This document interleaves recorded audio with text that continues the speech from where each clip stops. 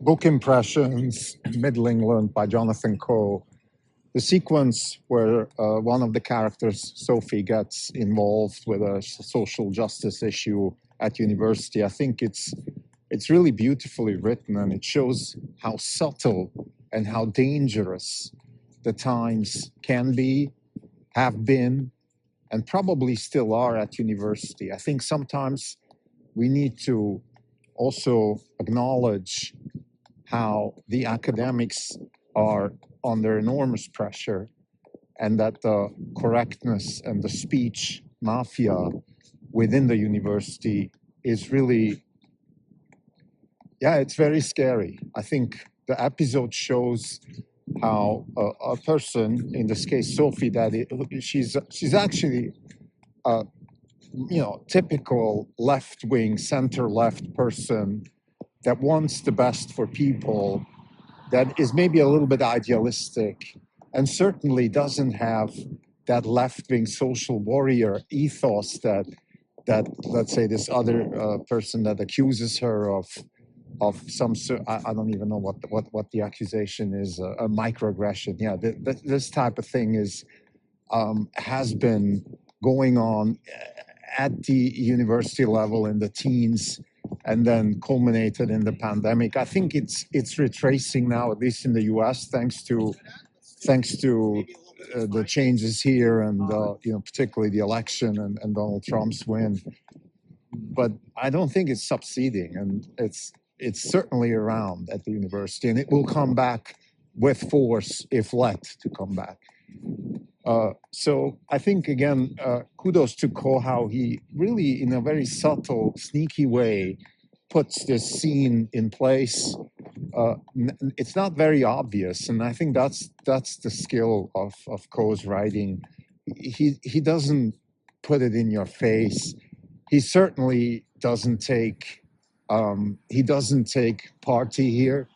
I don't think it's clear where he stands on this. But it shows that, a certain remark made by a person that is definitely a good person. This is very important. Like, we know the character of this person.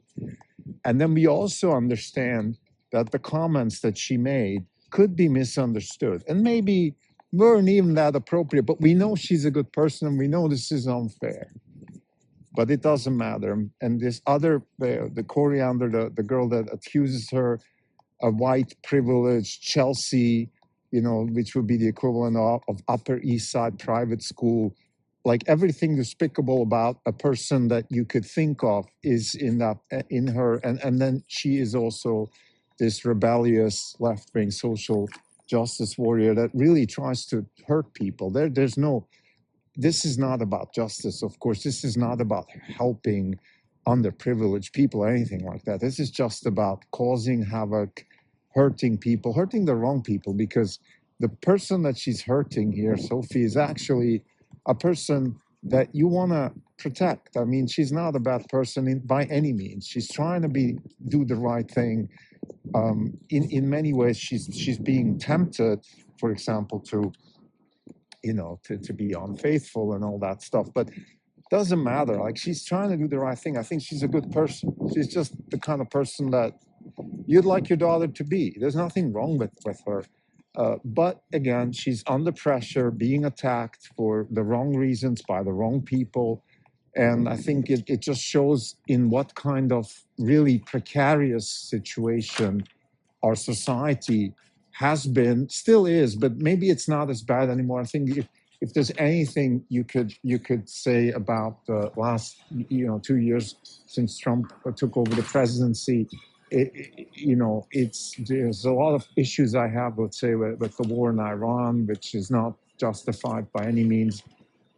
But at least they liberated us from this social justice tyranny and this political correctness tyranny and this microaggression pseudo social justice tyranny. And I don't know how many more words I can find, but this is really scary.